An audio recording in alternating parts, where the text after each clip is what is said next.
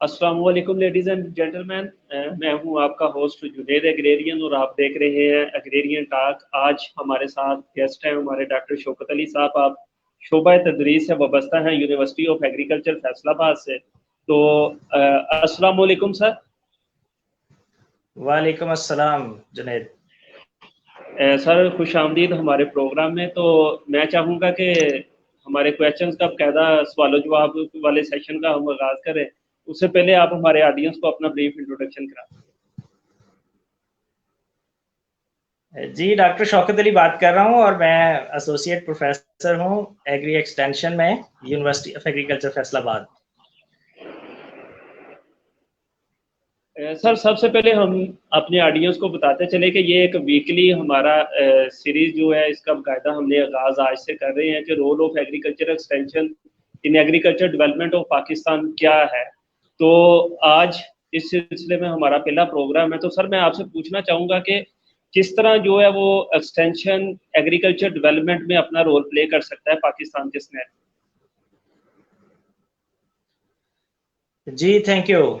बुनियादी तौर पर एग्रीकल्चरल एक्सटेंशन की का जो एक रोल है हमारे ज़राई तरक्की में, उस हवाले से आपने सवाल किया है। और एग्रीकल्चरल एक्सटेंशन को, ये चूंकि एक पब्लिक टॉक है तो इसमें मैं बता दूं कि इसको तौसीए ज़राअत कहते हैं। ठीक है। ये बुनियादी तौर पर एक इदारा है गवर्नमेंट ऑफ पंजाब का, जो हमारा एग्रीकल्चर डिपार्टमेंट है उसका एक विंग है एक्सटेंशन। तो इस तरह से एग्रीकल्चर डिपार्टमेंट एक्सटेंशन विंग, इस तरह से हम इसको जानते हैं यहाँ पंजाब में। और इसका डीजी बैठता है लाहौर में और इनका नेटवर्क है पूरे पंजाब में, from top to village level. और ये जो डिपार्टमेंट है इसके अंदर कैपेसिटी है कि ये पंजाब के ईच एंड एवरी फार्मर से बराह रास्त बिलमुशाफा उससे बात कर सकता है, उसको अपना पैगाम दे सकता है। तो जो तौसीए ज़राअत है या जो एग्रीकल्चरल एक्सटेंशन है, इसका एक रोल बनता है ज़राई तरक्की में या एग्रीकल्चरल डेवलपमेंट में। ठीक है। तो इसमें जो सबसे पहली बात है जुनैद समझने की, वो ये है, आप भी एक्सटेंशनिस्ट हैं और एक्सटेंशन आपने पढ़ी है। जी जी। जो बुनियादी बात समझने की है वो ये है कि जो एग्री एक्सटेंशन या तौसीए ज़राअत का जो रोल है एग्रीकल्चर डेवलपमेंट में या ज़राई तरक्की में, ये आइसोलेशन में नहीं है। ठीक है। हमारे यहाँ पंजाब में जब भी इसका एनालिसिस किया जाता है एक्सटेंशन का, या जब एग्रीकल्चर एक्सटेंशन की एफिशिएंसी को कमेंट किया जाता है, तो इसको बिल्कुल आइसोलेशन के अंदर देखा जाता है। ठीक है। अच्छा, इससे अब मेरी मुराद क्या है, मतलब अब समझना चाहिए ना हमारे सुनने वालों को भी और जी जी। हम सबको, कि अब जब मैं ये बात कहता हूं कि ये आइसोलेशन में नहीं काम करती एग्री एक्सटेंशन, तो इससे मेरी मुराद क्या है। इस बात को समझने के लिए ना मैं आपको एक मिसाल देता हूं। अब देखिए, मिसाल के तौर पर मैं कहता हूं जी कि कॉटन है हमारे मुल्क की एक बड़ी इंपॉर्टेंट एक जिन्स है, कमोडिटी है। और जो कॉटन है इसकी जो आमतौर पे जो इसकी प्रोडक्शन है हमारे मुल्क में, मतलब मैं आपको एक केयरफुल एस्टिमेट देता हूं, ये 10 से 12 मिलियन बेल्स होती हैं। ठीक है। अब एग्री एक्सटेंशन क्या करता है, एग्री एक्सटेंशन ये टारगेट सेट करता है कि उसने जो प्रोडक्शन है उसको 16 टू 18 मिलियन बेल्स तक लेके जाना है। ठीक है। और वो इस टारगेट को अचीव कर लेता है। जाहिर है वो फार्मर के पास जाएगा, फार्मर को जाके मोटिवेट करेगा। क्या करेगा एक्सटेंशन डिपार्टमेंट, फार्मर के पास जाएगा ना, उनको बिल्कुल सर। जाके सबसे पहले इस बात के ऊपर कन्विंस करेगा कि फार्मर कॉटन क्रॉप लगाएं। ठीक है। उसके बाद जब वो लगाएंगे तो फिर उनको प्रोडक्शन टेक्नोलॉजी देगा, एजुकेट करेगा, उनको एडवाइस करेगा, टेक्निकल एडवाइस देगा। और उससे ये है कि एक तो हमारी एकड़ेज बढ़ेगी और दूसरा ये है कि हमारी पर एकड़ यील्ड बढ़ेगी और उसके नतीजे में हमारी जो प्रोडक्शन है पाकिस्तान की वो 16 से 18 मिलियन बेल हो जाती है। मैं एक आप समझ लें कि एक फर्जी एक हवाले से बात ठीक कर है। रहा हूँ। ठीक है सर। अब देखें कि 18 मिलियन बेल प्रोड्यूस हो गई है, अब होगा क्या? ठीक है, अब सप्लाई आपकी बढ़ गई है, डिमांड आपकी उतनी है ठीक है। जितनी पहले थी। हम्म, वही रेट डिमांड नीचे एंड जाएगा। सप्लाई वाला प्रिंसिपल है कि हमारी जो प्राइसेस हैं वो नीचे आ जाएंगी। ये हर साल हमारे मुल्क में होता है। मेरा ताल्लुक एक काश्तकार फैमिली से है और मैंने अपने दादा को ये बात करते हुए सुना है। पंजाबी में मैं कोट करता हूं, जो कि हम घर में पंजाबी जुबान बोलते हैं। मेरे दादाजी का ठीक है, 1994 में इंतकाल हुआ, तो उससे पहले मैंने उनको ये बात करते हुए सुना है।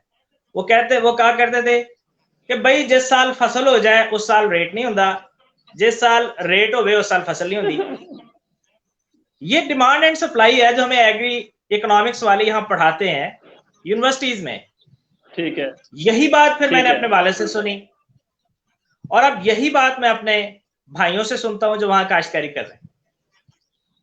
इसका मतलब ये हुआ कि एग्री एक्सटेंशन ने बहुत अच्छा काम किया, डिलीवर किया, लेकिन उसका फायदा काश्तकार को नहीं हुआ।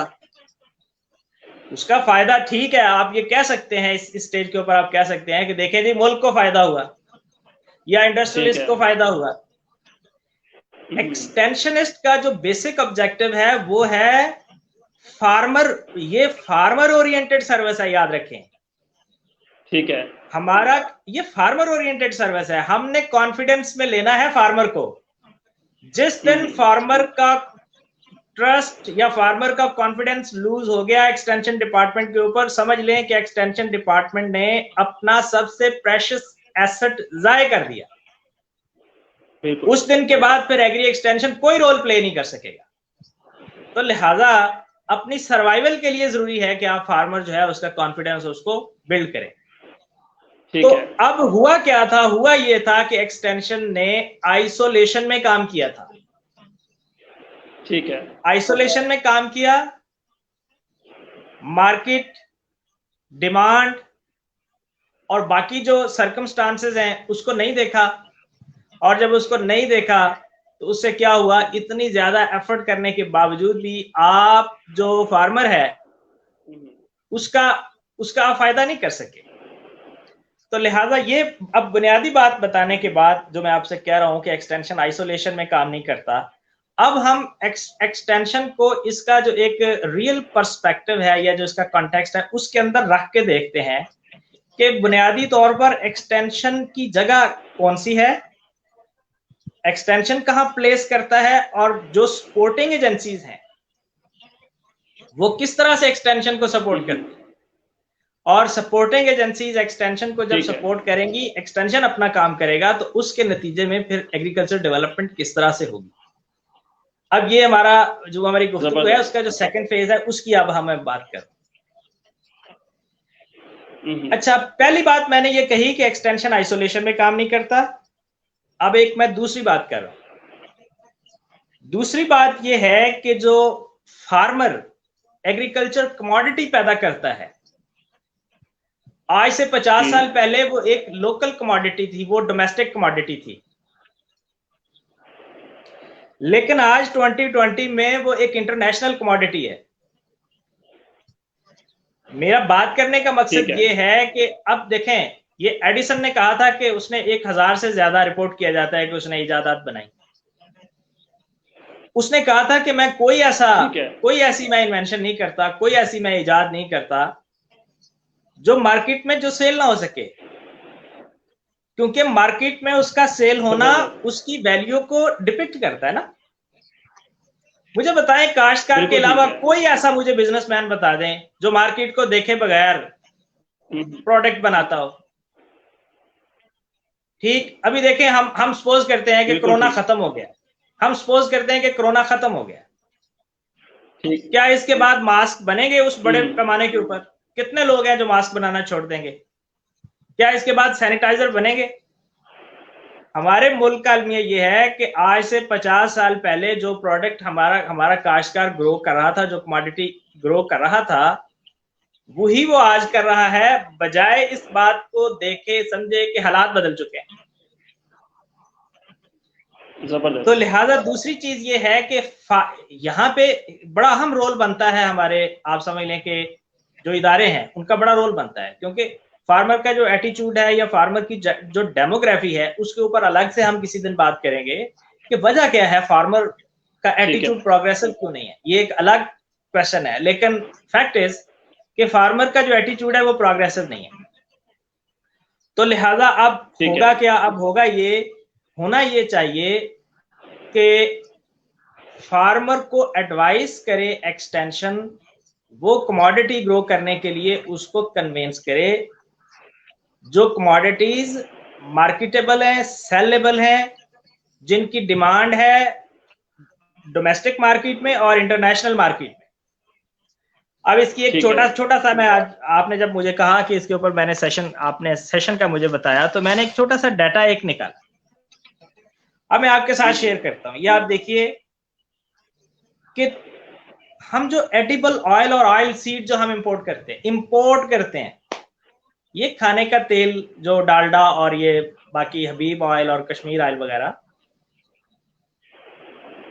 ये हम 3.5 बिलियन डॉलर की इंपोर्ट है हमारी,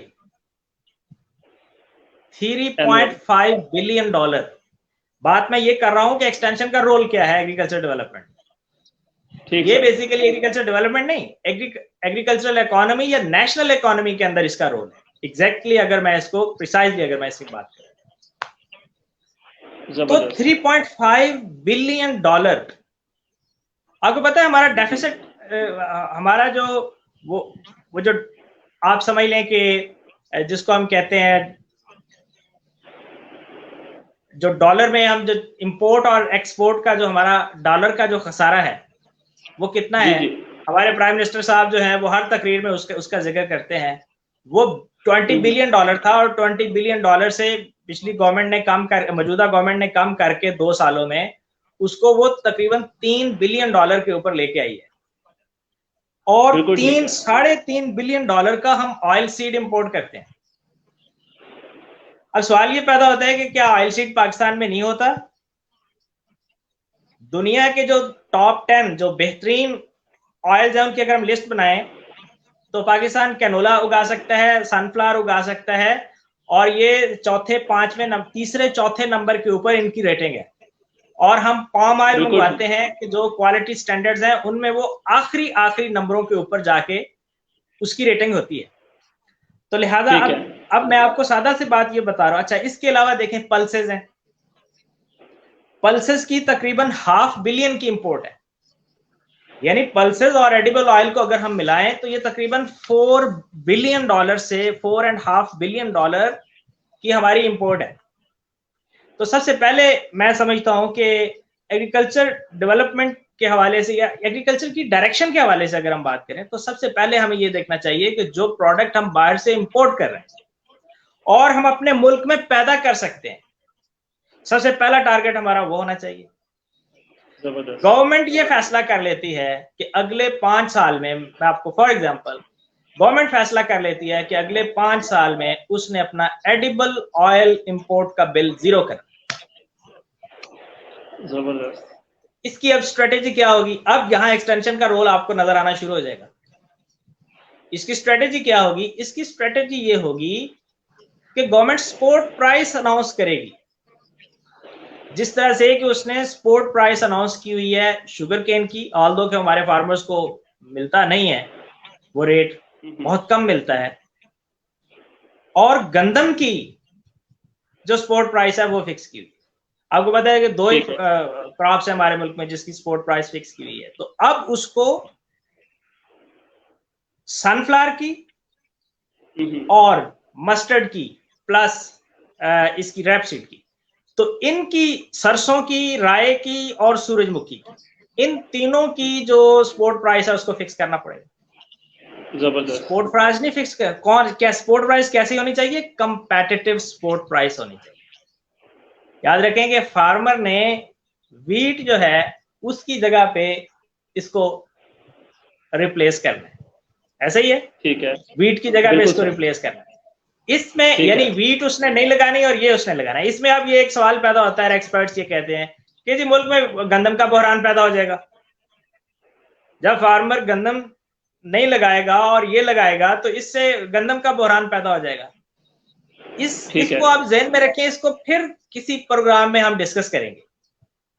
लेकिन ये है कि उसमें होगा क्या कि जब देखें, जब आप स्पोर्ट प्राइस फिक्स करेंगे तो उसके नतीजे में अब एक्सपेक्ट किया जा रहा, क्या किया जा रहा है फार्मर से?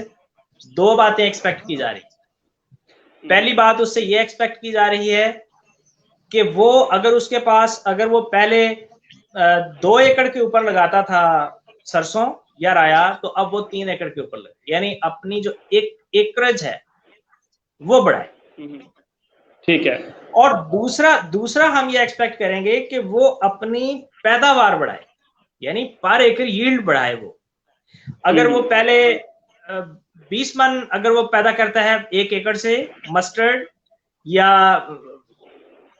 मस्टर्ड की बजाय मुझे कहना चाहिए राया और सरसों, अगर वो 20 मन पैदा करता है तो अब वो 30 मन पैदा करे, राइट? ठीक है। तो 30 मन पैदा करे। अब इसमें एक्सटेंशन का एक रोल बनता है। तो अब एक्सटेंशनिस्ट जो है वो क्या करेंगे, और ये आज से 4 साल पहले हो चुके हैं। और आप अंदाजा करें कि जब गवर्नमेंट ने सब्सिडी दी और एक्सटेंशन को एक्टिव किया तो पैदावार ऑलमोस्ट डबल हो गई, ऑलमोस्ट डबल फी एकड़ पैदावार की बात कर रहा हूं। ये 4-5 साल पहले की बात है, वो मैं आपको 70 की या 60 की दहाई की बात नहीं बता रहा। तो इसमें यह है कि ये पैदावार उसकी डबल हो गई। अच्छा, इसमें अब आपने महसूस किया और आपने देखा कि एक्सटेंशन का अब रोल इसमें, उसकी जगह क्या है एक्सटेंशन, यानी एक्सटेंशन बेसिकली जो एक लार्जर आपका एक प्लानिंग है या जो एक लार्जर पर्सपेक्टिव है, उसके अंदर एक्सटेंशन ने अपना रोल प्ले किया। तो लिहाजा इस तरह से एक्सटेंशन का जो रोल है वो आइसोलेशन में नहीं हो सकता जब तक पूरी की पूरी सपोर्टिंग एजेंसीज और पूरी की पूरी प्लानिंग के साथ जब आप चीजों को आगे नहीं बढ़ाएंगे। और अगर आप ये नहीं करेंगे तो उससे फिर क्या होगा? उससे ये होगा जो इससे पहले हुआ है कि फार्मर, यहाँ एक प्रोजेक्ट शुरू किया गया इसका पल्सेस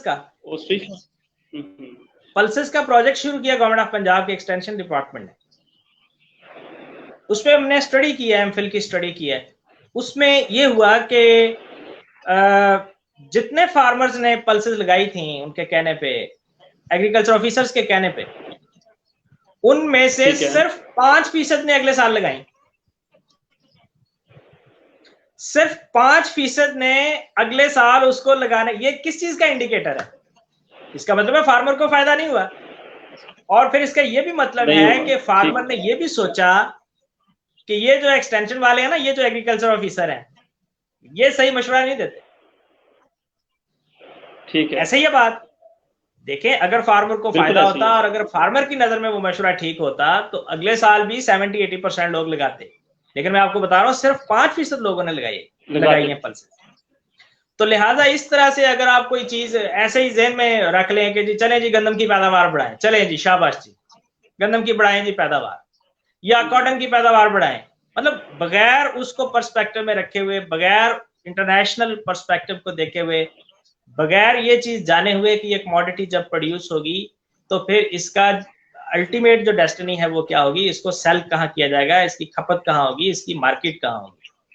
तो लिहाजा मैं समझता हूं कि एग्री एक्सटेंशन की जो सही जगह है वो ये है जहां रख के हमें इसके रोल को देखना चाहिए। ठीक है, तो सर उसमें मैं आपसे समझना चाहूंगा कि अगर एक्सटेंशन डिपार्टमेंट में इन्वेस्टमेंट की जाती है तो वो किस तरह जो है वो ना सिर्फ कह लें कि प्रोडक्शन जो है उसका हाई रेट हो जाएगा, बल्कि अगर हम बांग्लादेश में देखें तो उसमें बांग्लादेश जो है वो टबाको को इंपोर्ट करता था, लेकिन एक्सटेंशन सर्विसेज पे जब उन्होंने इन्वेस्टमेंट की, उसको इम्प्रूव किया तो वो टबाको एक्सपोर्टर बन गया। तो ये इन्वेस्टमेंट का जो है इसमें एग्रीकल्चर एक्सटेंशन सेक्टर में वो कितना रोल हो सकता है या कितना उसका जो है ना इफेक्टिवनेस हो सकती है? जी बिल्कुल, इसमें देखें इंटरनेशनली बहुत सी स्टडीज हुई हैं रेट ऑफ रिटर्न के हवाले से कि अगर आप रिसर्च में इन्वेस्टमेंट करते हैं, 1 रुपया इन्वेस्ट करते हैं तो उसका रिटर्न आपको क्या मिलेगा, और अगर आप एक्सटेंशन में इन्वेस्ट करते हैं तो उसका रिटर्न आपको क्या मिलेगा।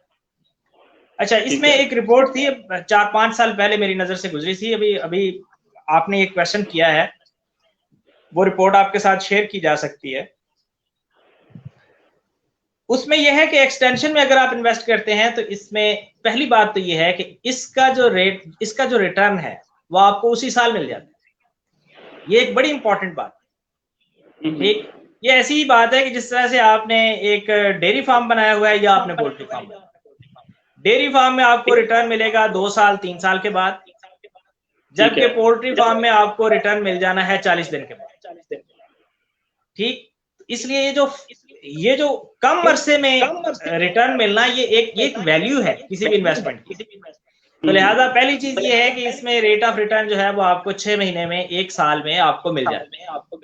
जबकि रिसर्च में अगर आप इन्वेस्ट करते हैं तो उसमें आपको रेट ऑफ रिटर्न जो है वो उसमें 5 साल, 10 साल, 15 साल, 20 साल लग सकते हैं। दूसरी चीज ये है कि जो रिटर्न आता है एक्सटेंशन पे रिसर्च करने के, एक्सटेंशन पे इन्वेस्ट करने के नतीजे में या रिसर्च पे इन्वेस्ट करने के नतीजे में, उसमें जो स्टडीज हैं इंटरनेशनल, वो ये बताती हैं कि एक्सटेंशन में रिटर्न हमेशा ज्यादा होता है, हमेशा ज्यादा रिटर्न होता है। जो हमारी पिछला जो हमारी टॉक हुई थी उसमें मैंने आपको एक एग्जांपल दी थी, यहाँ फैसलाबाद की। यहाँ फैसलाबाद में 7 लाख एकड़ रकबे के ऊपर गंदम काश्त होती है।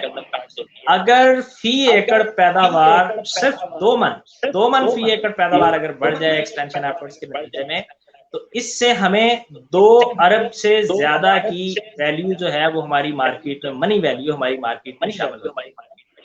ये एक क्रॉप की बात मैंने आपको बताई है और एक डिस्ट्रिक्ट की बात बताई। इसको आप पंजाब के तमाम डिस्ट्रिक्ट के साथ मल्टीप्लाई कर लें और तमाम डिस्ट्रिक्ट और तमाम क्रॉप्स के साथ मल्टीप्लाई, तो इससे आपको अंदाजा होगा कि अगर हम एक्सटेंशन के ऊपर इन्वेस्टमेंट करते हैं तो इस इन्वेस्टमेंट का कितना बड़ा रिटर्न हमें मिल सकता है। लेकिन मैं आपको एक बात बताता हूं कि अभी तो गवर्नमेंट जो है ना वो इस बात को मेरा ख्याल है समझने की जरूरत है। इन्वेस्टमेंट तो बहुत बाद के किस्से है ना, अभी तो इस बात को समझने की जरूरत है अभी के जो एक्सटेंशन का रोल है उसको अंडरस्टैंड किया जाए और एक्सटेंशन के लोगों को वो काम करने दिया जाए जो कि उनका है। अभी तो उसमें ये होता है कि वो अगर पतंगों के पीछे पतंगों वाले पकड़ने होते हैं तो उनके पीछे भी एक्सटेंशन वाले लगे होते हैं। रमजान बाजार में अगर वहां आपके आलू और प्याज बेचने हैं तो वो भी एक्सटेंशन वाले वहां बैठे होते हैं। इसी तरह से छोटी छोटी जो जिनको हम कहते हैं नॉन एक्सटेंशन सर्विसेज, मैं एक दफा झांग में गया मिलने के लिए, एक डीओ साहब से मिलने के लिए, तो वो एक रोड के ऊपर, वो डीओ एग्रीकल्चर की बात कर रहा हूँ, तो वो एक रोड के ऊपर खड़े हैं और वहां पे लुक डल रही है और वहां खड़े हैं। तो मैंने उनसे पूछा जनाब आप यहाँ क्या कर रहे हैं? उन्होंने कहा ये डीसीओ साहब ने मेरी यहाँ ड्यूटी लगाई हुई है, वो मुझ पर ट्रस्ट करते हैं और वो समझते हैं कि ये बंदा यहाँ खड़ा होना चाहिए, बड़ी अच्छी लुक दिलवाता है ये। इसी तरह से मैं वहां गया, अपना गुजरात में मैं गया, तो वहां मैं पीएचडी कर रहा था, तो वहां डाटा कलेक्ट करने के लिए मैं जब वहां उनके एक्सटेंशन ऑफिस में गया तो वहां ताले पड़े हुए हैं। तो मैंने सोचा ये शायद आज छुट्टी है, मैं कहीं गलत दिन तो नहीं आ गया। तो वहां पता चला जी कि वो सारे के सारे यहाँ वज़ीर आला साहब ने आना है, तो उनके हेलीकॉप्टर के लिए हेलीपॉड बनाने के लिए गए हुए। अब देखे ना, मतलब ये है कि कोई छोटा सा काम होता है तो ये हमारी जो डिस्ट्रिक्ट एडमिनिस्ट्रेशन है वो उसको बुला लेती है, वो कहते हैं उसको एग्रीकल्चर वालों को कहते हैं कि जनाब तुझे अपने बंदे भी लाए होते, अपनी गड्डियां भी लाए। ठीक है, ठीक। तो कहने का मतलब ये है कि पहले तो इस चीज को समझे ना, पहले इस चीज को रियलाइज करें भाई, आपके ये जो एक्सटेंशन डिपार्टमेंट बनाया है सारी दुनिया में बना हुआ है और बड़े बड़े वाइब्रेंट है। आप देखें यूएसए में सबसे ज्यादा वाइब्रेंट डिपार्टमेंट है एक्सटेंशन का पूरी दुनिया में। ठीक है, तो कहने का मतलब ये है कि पहले तो इस चीज को समझा जाए ना कि लोगों को उनका जो प्रॉपर काम है वो करने दिया जाए और उनके काम की अहमियत को समझा जाए। इन्वेस्टमेंट तो बहुत बात की बातें हैं, लिहाजा इस चीज को मेरा ख्याल है देखने की जरूरत है। सर हमें याद है कि जब हम आपके स्टूडेंट थे तो अक्सर जब डिस्कशन होती थी तो उसमें जब नंबर ऑफ एग्रीकल्चर ऑफिसर्स को नंबर ऑफ फार्मर्स के साथ को रिलेट करते थे तो पता चलता था कि अगर एक एक्सटेंशन ऑफिसर जो एग्रीकल्चर ऑफिसर है वो डेली 6 से 10 फार्मर्स को भी मिले हैं। तो 3 साल बाद जो है ना वो उसी फार्मर की दोबारा बारी आती है। तो इसको हम किस तरह इस इशू को जो है वो डील कर सकते हैं?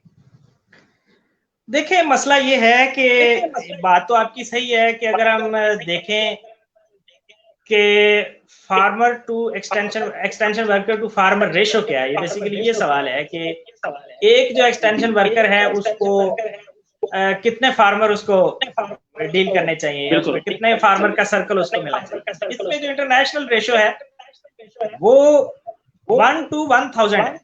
एक एग्रीकल्चर ऑफिसर के पास 1000 फार्मर का सर्कल होना चाहिए, इससे ज्यादा लोग नहीं होने चाहिए। लेकिन हमारे यहाँ ये रेशो 10 गुना ज्यादा है, 10 गुना ज्यादा। लेकिन इसमें जुनेद बात ये है कि ये देखें जो एग्रीकल्चर है इसमें जो एडल्ट एजुकेशन है, ये जो फार्मर एजुकेशन है, ये तो बहुत बात की चीजें हैं। ठीक है, इसमें हमें देखना चाहिए कि हम एक ऐसे मुल्क में रहते हैं जहां पेशेंट टू डॉक्टर्स की रेशो बैलेंस नहीं है, ठीक है, जहां जजेस टू केसेस की रेशो बैलेंस नहीं है। ठीक है। अभी पिछले दिनों आपने देखा कि वो जो अतीका ओडो वाला जो केस था, 9 साल के बाद उसका फैसला हुआ। ठीक है, इसकी वजह यह है कि जुडिशरी के ऊपर इतना ज्यादा लोड है, उसकी रेशो इतनी ज्यादा आउट है कि उसमें बारी नहीं आती। जिस तरह से आपने कहा 3 साल के बाद बारी आती है फार्मर की, इसी तरह से तो कहने का मतलब यह है कि अभी हमारे मुल्क के जो मसाइल हैं उसमें एक मसला ये भी है कि हमारे पास जो रेवेन्यू इकट्ठा होता है वो बहुत कम है, और उसके नतीजे में हम बहुत ज्यादा भर्तियां नहीं कर सकते। लेकिन ये बहुत बुनियादी और बड़ी जरूरी चीज है कि हमारा रेवेन्यू इकट्ठा हो, और हमारे प्राइम मिनिस्टर इसके ऊपर पूरी कोशिश कर रहे हैं कि रेवेन्यू इकट्ठा हो, और ये होना चाहिए। और उसमें यह है कि हमें टैक्स देना चाहिए, गवर्नमेंट को टैक्स लेना चाहिए, और बाकी जो इश्यूज हैं गवर्नेंस के उनको देखा जाए ताकि हमारा रेवेन्यू बढ़े। रेवेन्यू बढ़ेगा तो फिर उसके नतीजे में ये सारी चीजें होगी ना, हेल्थ बेहतर होगी, इंसाफ बेहतर होगा, और जब ये चीजें बेहतर होगी तो फिर उसमें आपका एग्रीकल्चर जो है वो भी बेहतर होगा। एग्रीकल्चर में भी फिर एग्रीकल्चर ऑफिसर, आप ठीक कह रहे हैं, बहुत सी सीटें खाली हैं, ठीक है, इवन अगर सीटें फिल भी कर दी जाए तो फिर भी इसका जो गैप है, ये जो रेशो है बहुत ज्यादा है। मैं जाती तौर पर ये समझता हूँ कि इसको यूनियन काउंसिल लेवल पे होना चाहिए इस रेशो को। लेकिन ये कुछ एक्सपर्ट्स का ये ख्याल है कि नहीं, आप इसको मरकज लेवल पे ही रखें, उनको फैसिलिटेट कर दें, उनको गाड़ी दे दें, उनको और ज्यादा कोई आईसीटीज के साथ उसको इक्विप कर दें, और उनकी जो वो उसकी एग्जांपल देते हैं प्राइवेट कंपनीज। लेकिन मैं उसके साथ एग्री नहीं करता। मैं समझता हूं कि अगर आपने फार्मर को एजुकेट करना है प्रॉपरली, फार्मर को आपने एंगेज करना है, फार्मर को आपने सुपरवाइज करना है, उसको आपने एडवाइस प्रॉपर अगर देनी है, तो उसके लिए फिर मतलब यूनियन काउंसिल लेवल पे आपको लाना पड़ेगा, फिर ये रेशो जो है वो थोड़ी बैलेंस ठीक है। तो सर इसमें अब मैं आपसे पूछना चाहूंगा कि जो एक फार्मर है उसके बिहेवियर को हमें इन्फ्लुएंस क्यों करना चाहिए? फार्मर के बिहेवियर को इन्फ्लुएंस क्यों करना चाहिए एक्सटेंशन वर्कर को? देखिए बात यह है कि ये सिर्फ फार्मर का मसला नहीं है। मतलब आपने, अब मैं थोड़ी टेक्निकल बात कर रहा हूँ, रॉजर थ्योरी ऑफ डिवीजन आपने पढ़ी है। वो थ्योरी सिर्फ फार्मर के लिए नहीं है, वो मेरे एक प्रोफेसर के लिए भी है, एक बैंकर के लिए भी है। वो आप 100 बैंकर्स को इकट्ठा करें उसमें आपको लैगर्ड्स मिलेंगे, 100 प्रोफेसर को इकट्ठा करें उसमें लैगर्ड्स मिलेंगे, और इनोवेटिव उसमें भी 2.5% होंगे, इसमें भी 2.5% होंगे।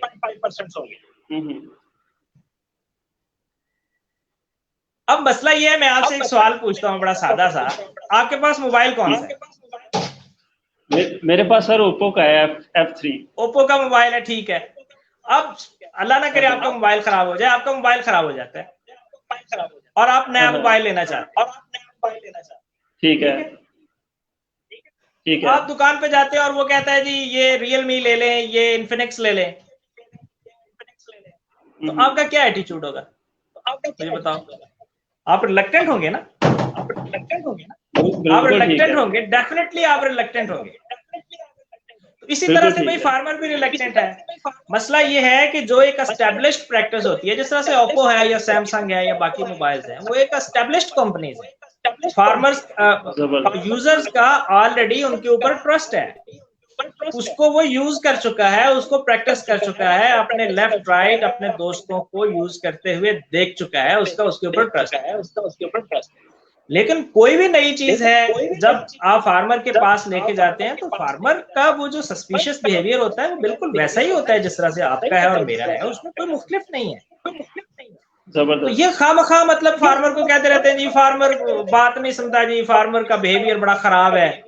वो फार्मर का बिहेवियर खराब नहीं है भाई। अब देखें, मैं कहता हूं कि वो जो इन्फिनिक्स वाले हैं या वो जो रियलमी वाले हैं, वो मार्केट में पेनिट्रेट कर रहे हैं ना, कैसे कर रहे हैं? तो उनकी अपनी एक मार्केटिंग स्ट्रेटेजी है। इसी तरह से एक्सटेंशनिस्ट जो है, उसने नई इनोवेशन को अगर पेनिट्रेट करना है, अगर डिफ्यूज करना है फार्मिंग कम्युनिटी में, फार्मिंग कम्युनिटी के अंदर, तो उसकी बड़ी डिफरेंट स्ट्रेटेजीज हैं, किताबें भरी पड़ी हैं। जबरदस्त। उनको आप पढ़ें, उनको देखें और उसके मुताबिक आप काम करें, तो सवाल ही पैदा नहीं होता कि फार्मर उसको अडॉप्ट नहीं करे। लिहाजा मैंने आपको पहले भी बताया था कि फार्मर की भाई रोजी रोटी उसके साथ जुड़ी हुई है, वो कोई ऐसा रिस्क नहीं लेना चाहता और नहीं लेगा कि जिससे 6 महीने के बाद उसके बच्चों के जूती कपड़े भी ना ले सके वो। ठीक है ना? तो लिहाजा वो जो रिस्क टेकर होते हैं उनको ऑन बोर्ड लें। वो 2.53% लोग होते हैं, उनको ऑन बोर्ड लें। उनको एक ऑन बोर्ड लेके उनको आप डेमोन्स्ट्रेट करें फिर टेक्नोलॉजी को ना, लोगों को करके दिखाएं। अब हालात तो ये होते हैं कि जहां बोर्ड लगा होता है तौसीए ज़राअत का, जिस प्लाट के ऊपर, वो हल्का होता है और साथ वाला जो फार्मर का प्लाट होता है वो तगड़ा होता है। तो फार्मर वहां से गुजरते हैं और फिर वो शुगल बना लेते हैं इस चीज का। तो जब भाई इस तरह के हालात हैं, तो फिर फार्मर क्यों आपकी टेक्नोलॉजी को अडॉप्ट करेगा? उसको डेमोन्स्ट्रेट करके दिखाए ना। तो जब आपके रिव्यूज आएंगे ना, मतलब वो जो इनोवेटर होगा ना, वो यूजर होगा उस टेक्नोलॉजी का, और यूज करने के बाद फिर वो रिव्यूज देगा, जिस तरह से आजकल आपके ये वेबसाइट्स के ऊपर रिव्यूज आते हैं। मतलब ये होता है कि जो आदमी, जो उसका कैरियर होता है ना टेक्नोलॉजी का, या आप समझ लें कि जो दुकानदार होता है, एग्रीकल्चर ऑफिसर भी बेसिकली दुकानदार है, क्योंकि वो सर्विस सेल कर रहा है ना, सर्विस मार्केट। उसकी बात, आप दुकानदार की बात के ऊपर आप ट्रस्ट नहीं करेंगे अगर वो कहे इन्फिनिक्स अच्छा है। लेकिन अगर आपको मैं कह दूं या आपका कोई दोस्त कह दे कि यार अच्छा है, मैंने यूज किया, तो उसकी बात पे आप ट्रस्ट करें। बिल्कुल ऐसे ही है जो फार्मर है, वो फार्मर की बात के ऊपर ट्रस्ट करता है। इसको हम कहते हैं फार्मर टू फार्मर एक्सटेंशन। तो फार्मर की बात के ऊपर वो ट्रस्ट करता है, एग्रीकल्चर ऑफिसर की बात को वो सस्पिशियस बिहेवियर के साथ देख। इसलिए फार्मर के साथ मसला नहीं है भाई, मसला हमारे साथ। हमें इसको मानना चाहिए। मैंने पिछली टाक में भी कहा था कि हमें इसको तस्लीम करना चाहिए। फार्मर को आप डिमॉन्स्ट्रेट करके दिखा दें, डिमॉन्स्ट्रेट करके अच्छा रिजल्ट दे के आप वहां से गायब हो जाए। फार्मर सीड भी उसका खुद ढूंढ लेगा उस चीज का, और उसको लगाएगा भी। और बीटी कॉटन की एग्जांपल आपके सामने है। पूरा जोर लगाया गवर्नमेंट ऑफ पंजाब के एक्सटेंशन डिपार्टमेंट ने कि बीटी कॉटन जो है काश्तकार इसको ना लगाएं, क्योंकि अप्रूव नहीं थी। इंटरनेशनल जो राइट्स होते हैं उसका इशू था, ठीक। लेकिन जब 95% रकबे के ऊपर एक्सटेंशन डिपार्टमेंट की मुखालफत के बावजूद जब लग गई, तो फिर गवर्नमेंट को फैसला करना पड़ा। फिर उन्होंने कह दिया जायज है यार, आप लगाओ, ठीक है, सही। तो इसलिए, लेकिन याद रखें, हर टेक्नोलॉजी के साथ ऐसा नहीं होता। इसको हम कहते हैं विजिबिलिटी। कुछ टेक्नोलॉजीज ऐसी होती हैं, आपने इनोवेशंस पढ़ी हैं, कुछ टेक्नोलॉजीज ऐसी होती हैं जिनकी विजिबिलिटी बहुत ज्यादा होती है, और वो विजिबिलिटी के जोर के ऊपर वो जो इनोवेशन है वो फैल जाती है।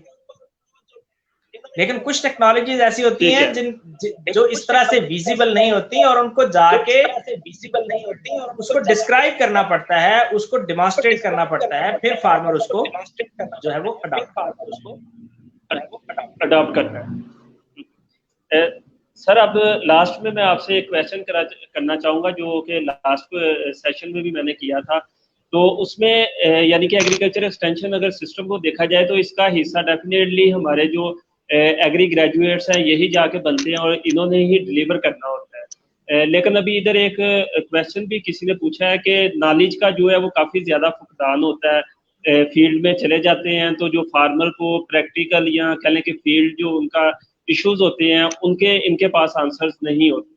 तो मैं आपसे पूछना चाहूंगा कि यूनिवर्सिटी लाइफ में या वैसे बीइंग एग्रेरियन इंसान को किस तरह की रूटीन अपनानी चाहिए कि जो नॉलेज है वो भी उसका अप टू डेट हो। देखिए, मैं आपकी इस बात से इत्तेफाक करता हूँ। मेरे एक दोस्त थे लाहौर में एग्रीकल्चर हाउस में एग्री इंफॉर्मेशन में थे। ठीक है। तो मैं आज से कोई 3 साल पहले उनके पास बैठा हुआ इसी तरह से एग्रीकल्चर इश्यूज के ऊपर डिस्कशन कर रहा था। तो मैंने उनसे पूछा, मैंने कहा अच्छा मुझे ये बताओ कि एग्रीकल्चर का सबसे बड़ा, एग्रीकल्चर एक्सटेंशन का सबसे बड़ा क्राइसिस क्या है? तो उन्होंने मुझे जवाब दिया, उन्होंने कहा जी कि हम यहाँ बैठे हुए पूरे पंजाब की एक्सटेंशन को जब मॉनिटर कर रहे हैं और जब हम देख रहे हैं, ऑब्जर्व कर रहे हैं, तो इसमें हम ये महसूस करते हैं कि एग्रीकल्चर एक्सटेंशन का जो सबसे बड़ा क्राइसिस है वो एक ठोस मैसेज है जो कि हमने फार्मर को देना है। अब ठोस मैसेज क्या है, ये आपका जाहिर नॉलेज है। अच्छा, नॉलेज में आप इसको थोड़ा सा आप ना जरा समझ लें कि नॉलेज क्या चीज है। एक इंफॉर्मेशन होती है, एक नॉलेज होता है। इंफॉर्मेशन ये होती है कि मैंने किताब से एक चीज पढ़ ली है कि जो गंदम है उसको, उसका जो बीज है वो 40 किलोग्राम डालना चाहिए 1 एकड़ में। ठीक है। नॉलेज ये चीज है कि आप उसका बाकायदा उसको अपनी पर्सनल ऑब्जर्वेशन या पर्सनल एक्सपीरियंस के साथ उस इंफॉर्मेशन को ब्लेंड कर लेते हैं, यानी वो आपके तजर्बे का हिस्सा बन जाता है। इससे फायदा क्या होता है? इससे फायदा ये होता है कि एक तो आपका उसके ऊपर एतमाद बढ़ जाता है, उस पैगाम के ऊपर जो आप दे रहे हैं, और दूसरा फिर हर तरह के हालात में आप इस काबिल हो जाते हैं कि आप अपने मैसेज को मॉडिफाई कर लेते हैं। ये एक बड़ी अहम चीज है कि मतलब जिसको हम कहते हैं पर्सियन एक्सटेंशन। अब देखें ना, 40 किलो कुछ जमीनें ऐसी हैं जो बीज रखती हैं। साढ़े बुजुर्ग कहते होंगे सी कि कोई जमीन बीज रख दी होंगी 50 किलो पा दो, ठीक। तो उसमें ये होता है कि ये क्या है, ये प्रिसाइज एक्सटेंशन है ना। कायदे में तो ये लिखा हुआ है, बुकलेट में तो ये लिखा हुआ है कि 40 या 50 लिखा हुआ है, तो उसमें जो वेरिएशन, इसी तरह से जमीन के टेक्सचर के हिसाब से उसकी इरिगेशन बदल जाती है। ये जो चीजें हैं ये आपको नॉलेज से आती हैं, प्रैक्टिकल एक्सपीरियंस से आपको आती है। देखिए जो नए इसमें मसला पता क्या है, ये आपने सीधा सवाल मुझ पे और मेरे इदारे पे कर दिया, ठीक है।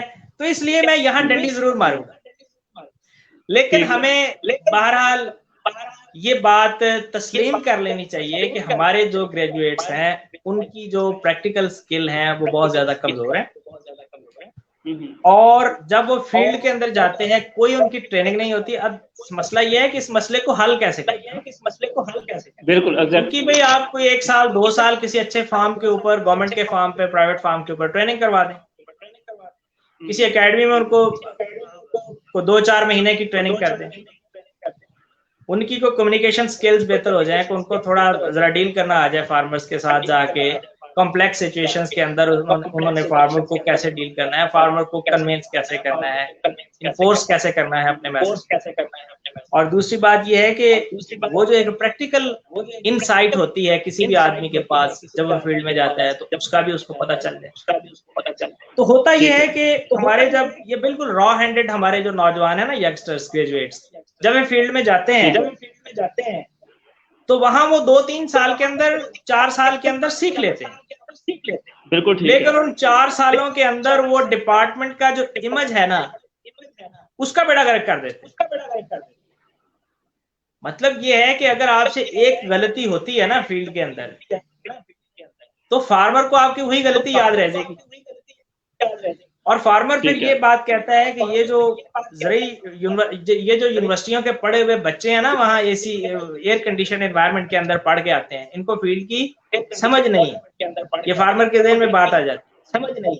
अब मुझे बताओ कि अगर एक तालिब इल्म के ज़हन में ये बात आ जाए कि मेरा ये जो प्रोफेसर सामने खड़ा हुआ है इसको सब्जेक्ट की समझ ही नहीं है, तो वो खाक तवज्जो देगा मेरी बात पे, वो क्या सुनेगा मुझे, क्या समझेगा मुझे।